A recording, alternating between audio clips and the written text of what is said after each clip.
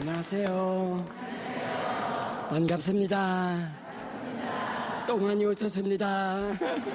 환영합니다.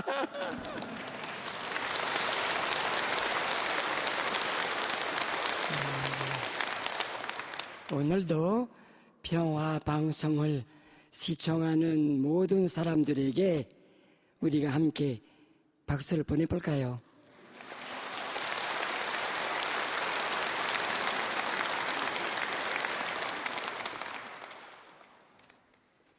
가장 멋진 삶.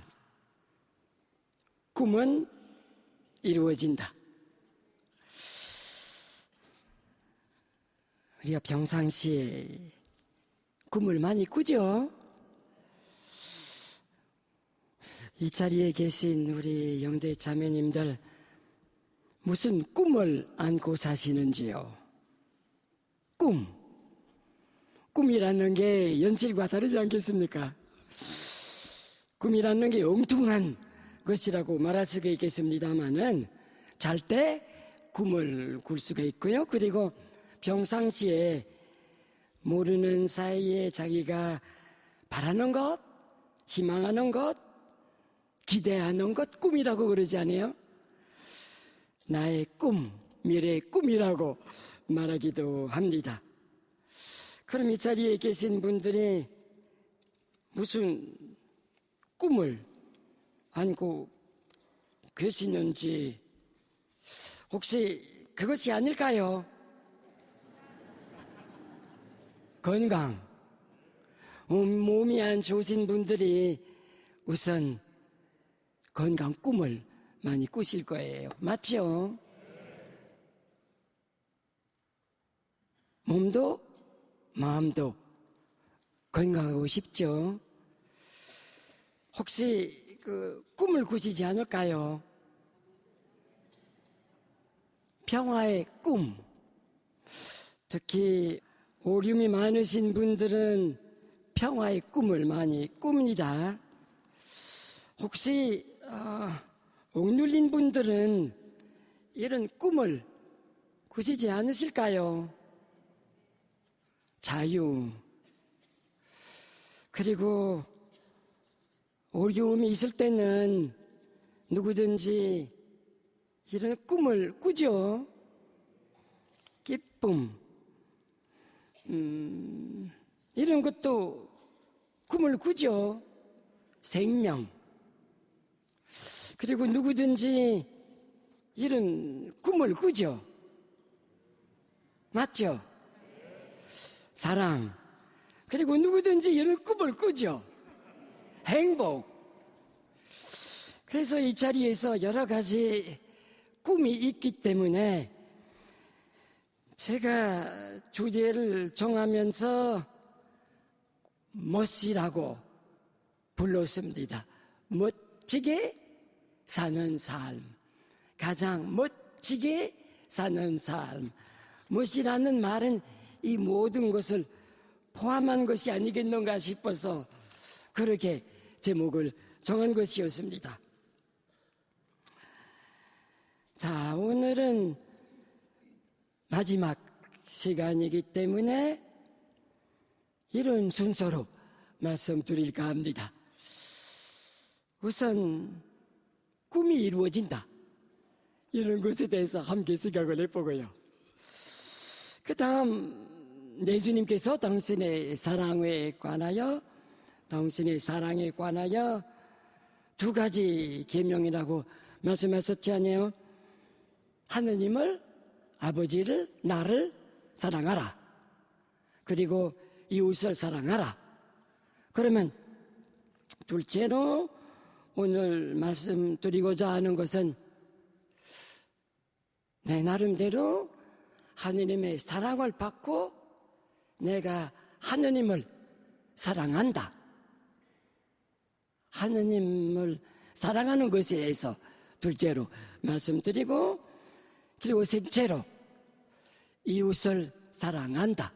내가 신자로서 주님을 모신 사람으로서 주님을 사랑한다. 세 번째로 남의 사랑에 관해서 드려도 되겠습니까? 우선 꿈은 이루어진다. 글쎄, 우리가 이런 여러 가지 꿈을 꾸는데 우연이겠습니까? 요새 거품이라는 말을 많이 쓰고 있습니다만은 꿈이라는 것이 거품이겠습니까? 헛된 것이겠습니까? 꿈이라는 게 괜히 공영한 그런 것으로만 생각을 해야 되는 것입니까? 전 그렇게 생각하지 않습니다. 왜? 위에서부터요, 하나님께서 우리에게 엄청난 선물을 주시고 싶어 하시거든요. 엄청난 선물. 그럼 밑에서부터 우리가 그 선물을 받을 수 있는 마음의 준비가 있어야 되기 때문에 하느님께서 우리가 이런 꿈을 꾸게 만들어 놓으신 것이 아닌가 싶은 생각이 들어요.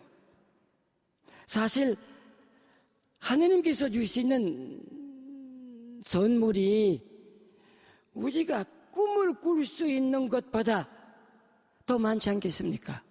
그래도 우리 나름대로 꿈을 꾸면 어느 정도 주님께서 주시려고 하는 것이 뭔지 알 수가 있지 않겠는가 싶어서 말씀드리는 것입니다. 주님께서 뭐 주실 거 아닙니까? 하느님께서 건강 주실 거 아닙니까? 주신다는 것이 당신이 것을 주시고자 하는 것이 아니겠습니까? 평화, 당신의 평화. 자유, 당신의 자유. 기쁨, 당신의 기쁨. 생명, 당신의 생명. 사랑, 당신의 사랑. 행복, 당신의 행복. 우리가 꿈을 꾸는 것보다 하느님께서 더 많이 주시지 않겠습니까? 그럼 그것을 하느님께서 실제로 주십니까? 네, 주신다고 봅니다.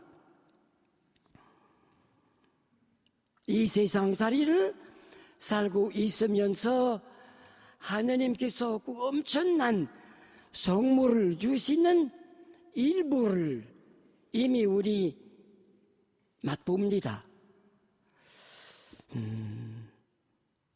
주님의 뜻을 받들면서 바르게 살면서 떳떳하게 살면서 뭔가 느끼는 게 있지 않습니까?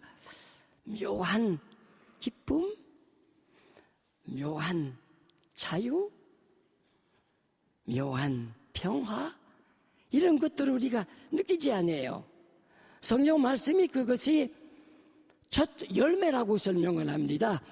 주님께서 나중에 당신 나라에서 모든 것을 주시겠습니다마는 지금부터 일부, 한 부분을 우리에게 주시는 것이 그것이라고 생각을 하지 않겠습니까? 성경을 보면은 그것을 첫 열매라고 부릅니다. 만물이라는 말을 합니다. 성경은 보증이라는 말을 씁니다. 그것으로 하나님께서 엄청난 선물을 주시고자 하는 것을 조금 이해를 할 수 있지 않겠는가 싶습니다. 이미 맛보는 것이 있으니까. 아니, 하나님께서 우리가 꿈꾸게 그렇게 만들어 놓으시면서 당신의 선물을 어떻게 받아야 된다는 것까지도 예수님을 보내시면서 안내를 주셨거든요. 예수님께서 하나님의 선물을 어떻게 받아들여야 된다는 것을 설명을 해주셨거든요. 하나님께서 엄청난 선물 주신다 하더라도 우리가 받아들여야 되지 않나요? 선물을 받는 사람이 받지 않으면 그 선물이 제 것이 안 되지 않나요? 그래서 하나님께서 커다란 축복을 주시기 때문에 우린 그냥 받아들여야 되는데 예수님께서 그 방법을 가르쳐 주셨습니다. 당신처럼 살면 하느님의 엄청난 선물을 받는다. 맞죠? 뿐만이 아니라 예수님께서 우리가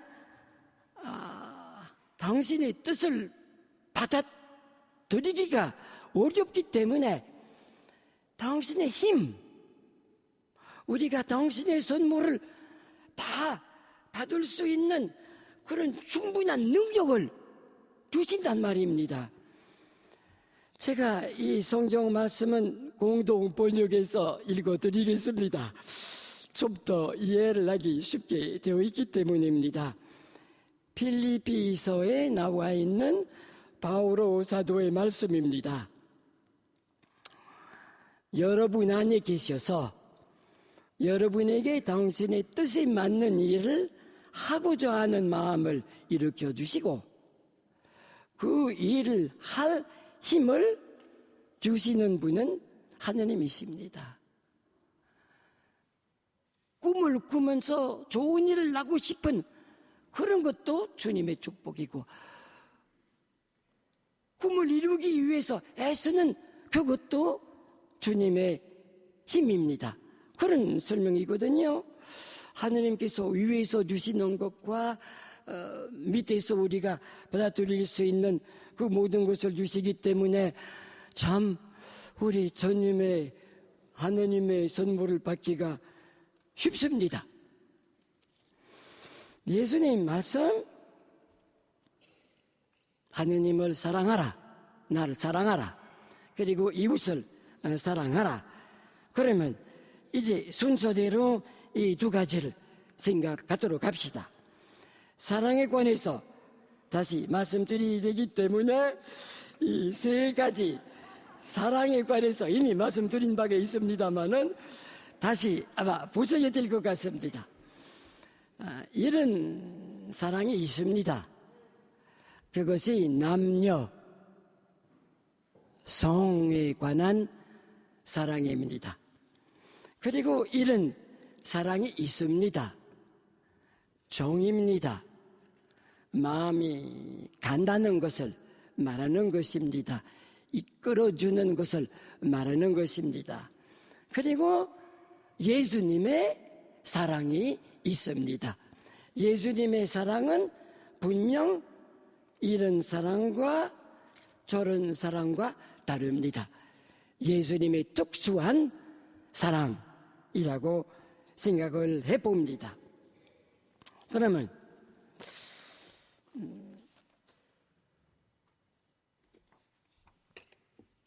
하느님을 사랑하라 주님께서 말씀을 하시는데 그 사랑을 말하는 건데 하느님을 사랑하는 것이 뭡니까?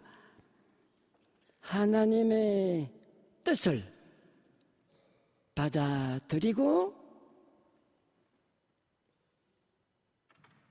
자기도 뜻을 함께하는 것이 하느님을 사랑하는 것이 아니겠습니까? 그렇게 말할 수가 있겠죠. 한 가지 구체적인 예를 말씀드리겠습니다. 이 사진을 보신 적이 있으십니까?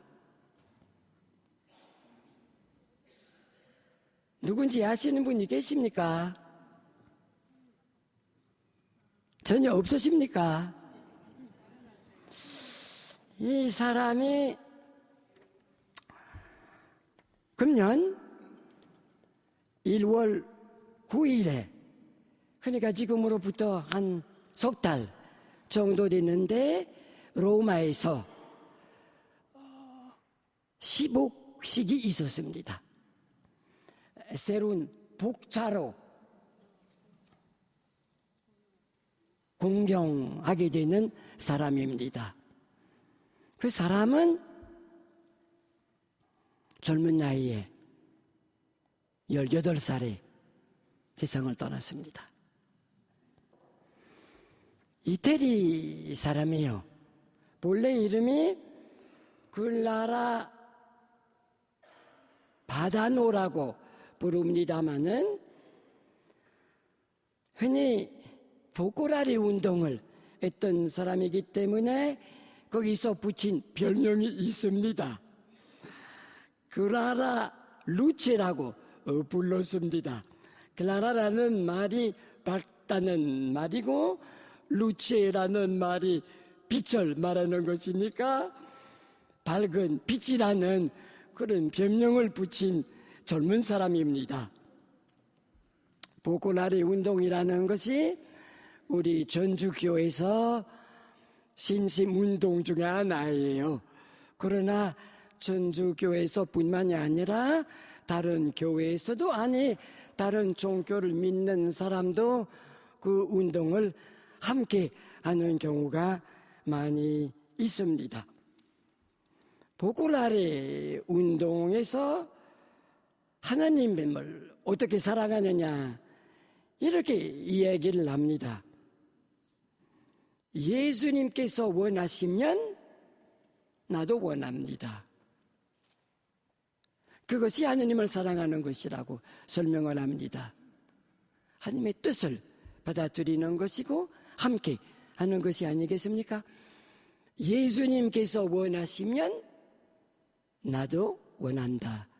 이런 마음을 가지는 것이 하느님을 사랑하는 것이라고 설명을 하는데 그 젊은 사람이 그런 삶을 살았다는 겁니다. 그렇다고 해서 무슨 특별한 일이 있었던 것도 아니었어요. 운동 좋아하는 사람이었고, 전국 테니스를 잘 치는 사람이었고, 잘 놀고, 잘 웃는 아이였습니다. 그런데 고등학교 때 암이 걸렸어요. 처음에는 별거 아니라고 생각을 했던 모양입니다. 그런데 병원에서 여러 가지 방법을 써도 낫진 않았다는 것이었습니다. 그래서 그 애가 어느 날 의사 선생님에게 직접 물어봤답니다. 내가 무슨 병에 걸렸느냐. 그랬더니 그 의사 선생님이 악성암이다. 최선을 다하겠지만 어렵겠다. 그런 설명을 해준 모양입니다. 그날 그 이야기를 듣고 자기가 이제 죽게 됐다는 것을 깨닫게 된 거죠. 그의 엄마 이야기를 들어보니까 그날 집에 들어왔는데 무거운 걸음으로 땅을 쳐다보면서 집에 들어왔더라는 것이었습니다.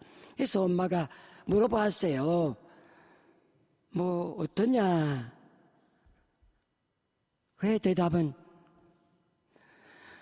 아직은 말 못해, 엄마. 그리고 엄마가 보는 앞에서 제 방에 들어가서 침대에 있는데 제 몸을 던지고 눈을 가리고 엄마의 이야기는 25분 걸렸다고 그럽니다.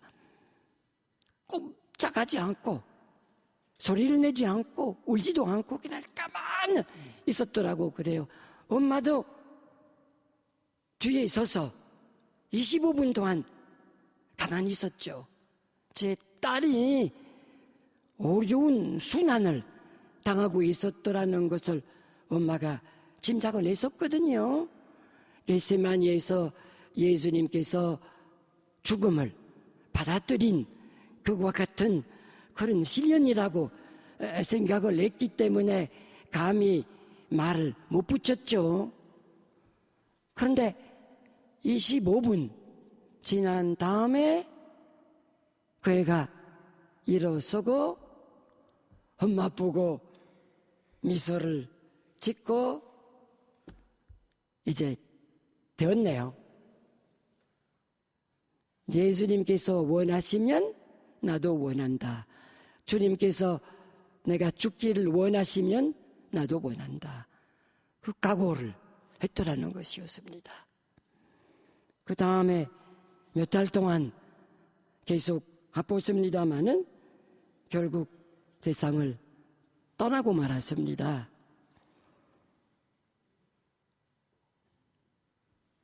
예수님께서 원하시면 나도 원한다. 그거 바로 하느님을 사랑하는 거예요. 원하시면 나도 원한다. 뭐든지 죽음을 두고 그 애가 그 뜻을 두었습니다마는 일상생활에서도 무엇을 하든지 어디를 가든지 주님께서 원하시면 나도 원한다. 주님께서 원하시는 것을 나도 원한다. 이런 마음을 가지는 것이 하느님을 사랑하는 거예요. 하느님을 사랑하는 것이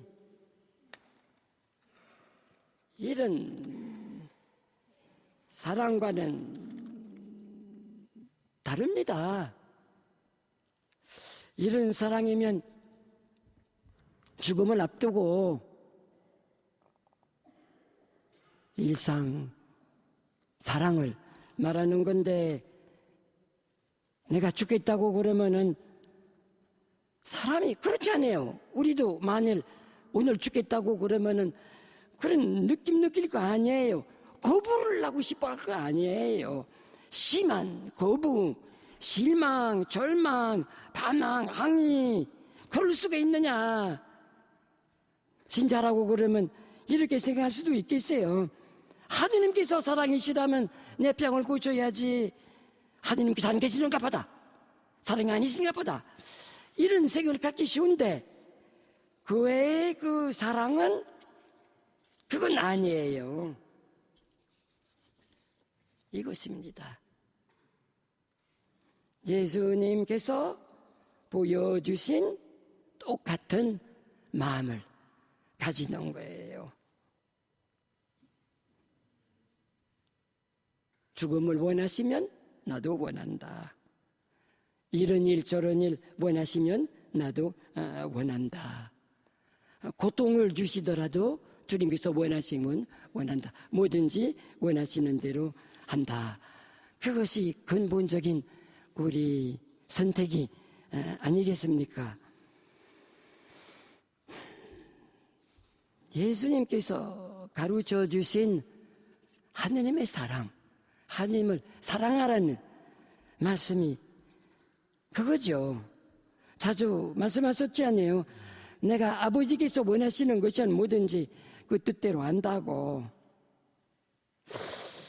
하느님을 사랑하는 것이 무슨 마음 떨떠 있다든지 뭐 뜨거움을 느낀다든지 정신없이 하느님을 좋아하는 그런 건 아니에요. 이런 거예요. 이런 거요. 받아들이는 거예요. 감정이 아니고 신념입니다. 참 그것이 확실히 주님의 축복이죠. 주님께서 그런 축복을 주시지 않으면 그런 사랑으로 우리 하느님을 사랑할 수가 없죠. 맞죠? 그러면 하느님을 사랑한다. 내 힘으로 사랑하는 것이 아니라 바오로 사도가 그렇게까지 말씀하셨거든요. 내가 사는 것이 아니라 그리스도께서 내 안에 사신다. 그러면 하느님을 사랑하는 것이 예수님께서 내 안에서 아버지를 사랑하시는 것입니다. 내가 받아들입니다. 내 안에서 예수님께서 아버지를 사랑하시는 것이니까 원하시는 것이라면 뭐든지 원한다. 아주 참 자유롭게, 아주 신나게 사는 것이 하느님을 사랑하는 거예요. 맞죠? 이제 이웃을 사랑하는 것을 생각을 해봅시다. 이웃을 사랑하는 것도 우리가 흔히 이런 식으로 이웃을 사랑해야 된다는 생각을 합니다. 내 마음에 안 드는 사람이 있으면 억지로라도 그 사람이 내 마음에 들도록 해야 되겠다는, 누구든지 내 눈에 좋게 보여야 된다는, 내가 싫어하는 것이 없어야 된다는 그런 엉뚱한 생각을 갖기 쉬운데, 이웃을 사랑하는 것이 그 수준이 아니라 이런 사랑으로 우리 이웃을 사랑한단 말입니다. 이런 사랑으로 하나님을 사랑한다는 것이 그냥 뭐냐? 역시 한 가지 구체적인 예를 들어 말씀드릴까요? 이런 책이 있습니다. 아빠 최고의 아들이 되세요. 자, 말이 이상하게 되어 있죠. 아빠 최고의 아들이 되세요. 아빠가 비정하러 나갔는데 아들이 아빠에게 말한 것입니다. 아빠, 비정 시간을 잘 보냈으면 좋겠다. 하느님의 좋은 아들이 되라는 그런 뜻으로 제목을 정한 책인데, 엄마 북이라는 출판사에서 발행한 책인데, 한 가지 이야기를 소개를 해드립니다. 남자분인데 자기를 엄마가 어릴 적부터 혼자 키웠어요. 왜 그랬었느냐 하면은 아버지가 일찍 세상을 떠났고 외아들입니다. 엄마가 자기를 어릴 때부터 키웠죠. 커서 결혼을 했습니다마는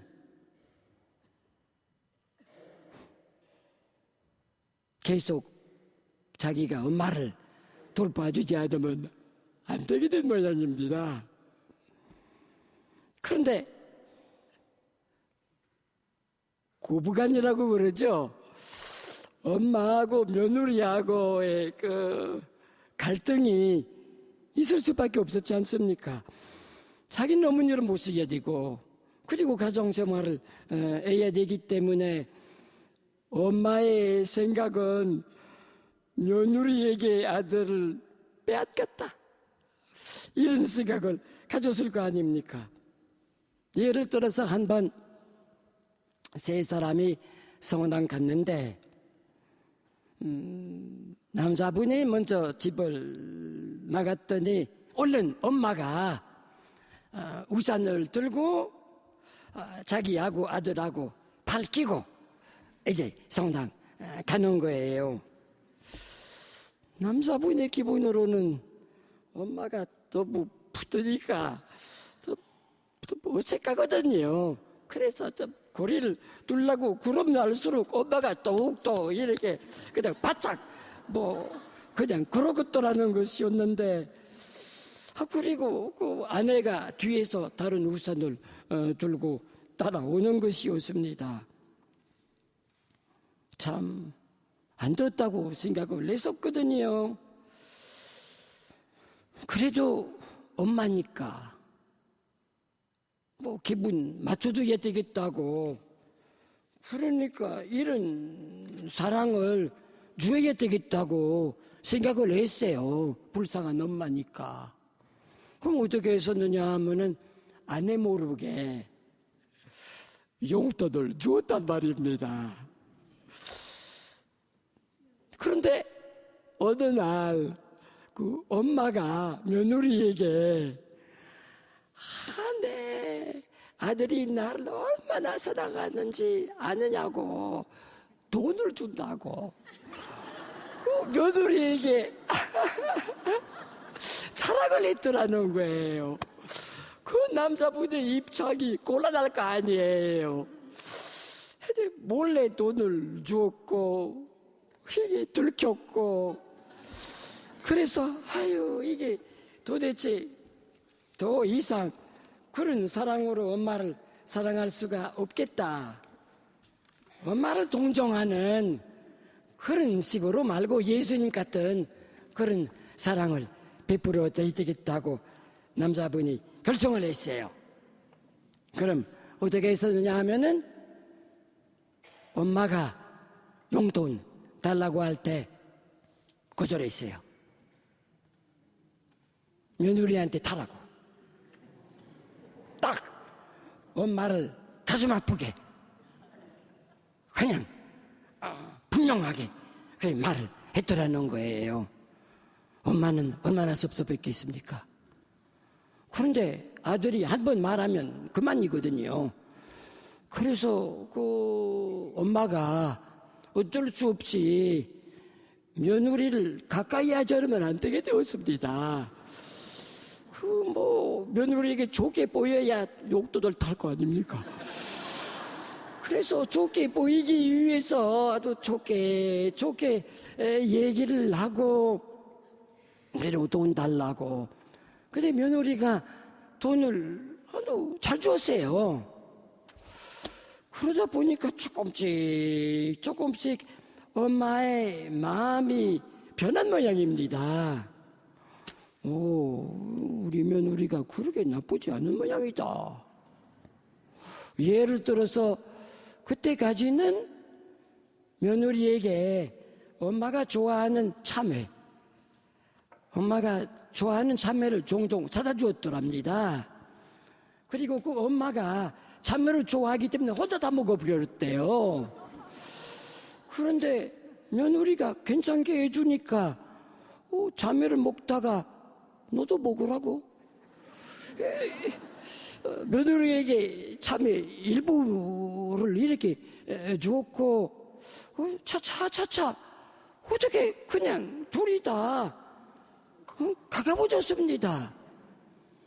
그 분의 이야기가 지금 주일날 비가 오더라도 성당에 가면 앞에 엄마하고 며느리하고 우산 하나 쓰고, 그리고 자기가 뒤에 따로 우산을 들고 성당 간다고, 그런 사랑을 베풀어 준 거예요. 그것이 예수님의 방식, 예수님의 법, 예수님의 사랑을 실천한 거죠. 예수님께서 성모님에 관해서 글쎄요, 어떻게 해석해야 좋을지 모르는 성경 구절이 있습니다. 예수님께서 성모님에 관해서도 그와 비슷한 태도를 취하신 것 같습니다. 조금 멀리 하셨다는 것입니다. 그럼 그 남자분이 예수님의 본을 받는 거죠. 그런 구체적인 예가 이런 책에 많이 나와 있습니다. 제목이 뭔지 돼요. 같은 출판사에서 발행한 책인데, 참 그런 책을 우리 가톨릭 개통 서점에서 얼마든지 구할 수가 있는 것입니다. 남녀간에도 우리 흔히 그런 경우가 있을 수 있지 않겠습니까? 남녀노소 구분할 것 없이 미운인지 기운이든지 어떤 때 성이 다른 사람으로부터 인사를 아주 친절하게 해주고, 편지를 보내고, 전화 걸어주고, 문자 메시지를 보내고, 선물을 주고, 자기를 그냥 좋아하는 사람이 얼마든지 있을 수가 있거든요. 종종 우리가 다 그런 경험을 하지 않아요. 일방적으로 자기를 좋아하는 사람이 있습니다. 내가 나를 보호해야 할 뿐만이 아니라 그 사람에게 내가 만일 그 사람에게 이런 식의 사랑을 베풀어 주기 시작하면 한이 없고 나도 마음은 들릴 수가 있고, 이게 이런 수준의 사랑으로 그런 것을 해결할 수가 없거든요. 이런 사랑으로 해결할 수가 있는 거예요. 뭐냐 하면은 분명하게 안 된다. 딱 잘라버리는 거예요. 상대방이 그럴 때는 가슴 아파할지 모르겠고 눈물을 흘지 모르겠고 억울하다고 할지 모르겠지만은 딱 그것이 예수님의 방식 사랑입니다. 그런 사랑은 우리에게 참 굉장히 좋고 필요하다고 생각되거든요. 예수님의 사랑, 그 사랑이 남의 기분에 맞춰주는, 남이 좋아하는 그런 것을 주는 게 아니라 정말 상대방에게 도움되는 것을 주는 사랑입니다. 예수님의 경우 구체적으로 생각을 해봅시다. 예수님께서 많은 사람을 대하셨는데 어떤 식의 사랑을 베풀어 주셨느냐? 환자, 아픈 사람이면 그럼 예수님께서 치료를 해주셨습니다. 그 예수님의 사랑입니다. 아픈 사람이면 실질적으로 도움을 주셨죠. 그 사랑입니다. 만일 먹을 것이 없는 사람 같으면은 예수님께서 빵을 주셨습니다. 이런 사랑입니다. 도움을 주는 거예요. 만일 가나존의 그런 사정이었다고 봐야 되겠습니다. 포도주가 떨어졌습니다. 그래서 실질적으로 그 신랑 신부에게 도움을 줘야 된다고 해서 예수님께서 포도주를 주셨습니다. 실질적인 도움. 아이들이 예수님을 좋아하고 자꾸 예수를 만나려고 하는 것을 사도들이 막았던 모양입니다. 그런데 예수님께서 아이들에게 필요한 것이 정입니다. 그래서 예수님께서 안아주셨습니다. 아이들에게 필요한 것이 안아주는 것이었기 때문입니다. 죄인들에게 필요한 것이 뭐냐 하면 용서가 아니겠습니까? 예수님께서 죄인들에게 용서를 주셨습니다. 사도들에게 필요한 것이 무엇이었었느냐? 우선 믿음이었다고 생각이 됩니다. 예수님께서 사도들에게 믿음을 가르쳐 주셨습니다. 그런데 바리사이들이 예수님을 받아들이지 않는 사람들이었거든요. 마음을 굳혀야 하는 그런 사람들이었거든요. 그럼 예수님께서 그 사람들에게 어떻게 도움을 주셨느냐 하면은 중고를 해주셨어요. 어떤 때는 엄하게 말씀을 하셨단 말입니다. 아니, 예루살렘 성전에서 함부로 되지도 않는 장사를 하는 사람이 있었습니다. 그 사람들에게 예수님을 무슨 사랑을 주셨느냐? 채찍질 내쫓았습니다. 그건 그 사람들에게 도움을 주는 것이었습니다. 그리고 당신 엄마에게 예수님께서 한테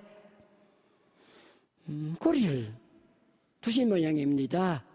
그니 십자가에서 엄마에게 필요한 것이 당신 대신 다른 아들이 있어야 되겠다고 그러면서 요한 사도를 아들로 삼으라고 말씀을 하셨습니다. 그것이 예수님께서 가르쳐 주신 그런 사랑이에요. 그래서 우리가 이웃을 사랑한다는 것이 남이 무조건 내 마음에 들게 한다는, 무조건 나하고 남하고 사이 좋아야 된다는 그런 사랑이 아니에요. 그런 사랑이 그런 거예요. 그런 식으로 예수님을 사랑한다고 그러면은 안 됩니다.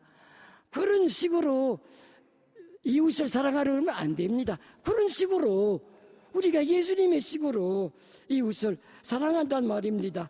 뜨거운 느낌이라던가 마음이 떨떠있는 그런 건 없어요. 예수님께서 그렇게까지 말씀하셨거든요. 원수를 사랑하라고. 이 원수라는 사람들이 바로 나하고 안 통하는 사람들을 말하는 거 아니겠습니까? 근데 사랑하라고 이런 식으로 제 마음에 들으라는 말씀하시는 거 아니에요. 이런 식으로. 그럼 그 사람들에게도 그 사람들에게 도움 주는 것을 그냥 일방적으로 한다. 기분이 어떻든 내가 한다. 그것이 예수님의 사랑이 아니겠습니까? 마치 엄마가 초콜릿을 자꾸 달라고 하는 자기 아이에게 초콜릿을 안 줍니다. 왜? 건강이 좋지 않기 때문입니다. 그래서 엄마가 초콜릿을 좋아하는 아이에게 밥을 줍니다. 그런 식의 사랑을 말하는 거죠. 아이가 주사 맞는 것을 싫어하죠. 그러나 엄마가 예방주사를 맞아야 된다는 것을 알고 있기 때문에 아이가 울든지 말든지 아이를 울리지 말아야 되겠다는 생각 안 합니다. 울려도 좋고 다만 자기에게 좋은 것이 주사 맞는 것이라면 엄마가 그것을 줍니다. 이웃을 사랑하는 것이 자기하고 잘 통하는 사람에게 경우에 따라서 통하기 때문에 자꾸 찾아오고 자꾸 독차지 하려고 하는 그런 것보다도 거리를 두는 것이 좋을 수가 있습니다. 거리를 두어요. 나하고 안 통하는 사람에게 좋게 해주고 그런 식의 사랑, 예수님의 사랑입니다. 얼마나 좋은지. 만일 우리가 우리 힘으로 그런 사랑을 베풀어야 되는 것이라면 못할 겁니다. 그러나 우리 안에 계시는 예수님께서 나를 통해서 이웃을 사랑한다고 생각하면 편합니다. 좋아요. 쉽습니다. 예수님께서 내 안에 계시면서 아버지를 사랑하시고 내 안에 계시면서 이웃을 사랑해서 내가 방해하지 않으면 그만입니다. 그냥 도구로 내가 예수님 사랑을 베풀어주는 삶을 살아요. 얼마나 신나는 건지 얼마나 쉬운 건지 모르겠습니다.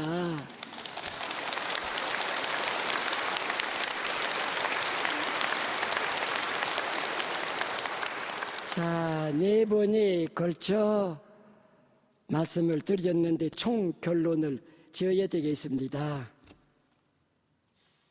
참 예수님을 잘 믿었습니다. 참 예수님을 잘 만났습니다. 멋지게 사신 예수님, 행복을 주시는 예수님, 당신의 사랑을 주시는 예수님,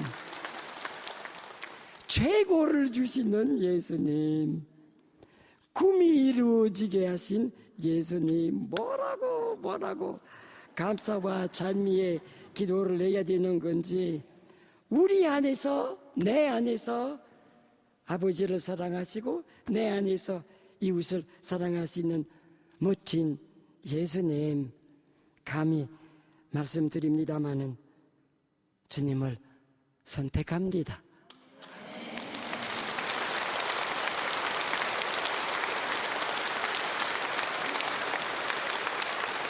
찬미 예수님, 찬미 예수님, 찬미 예수님.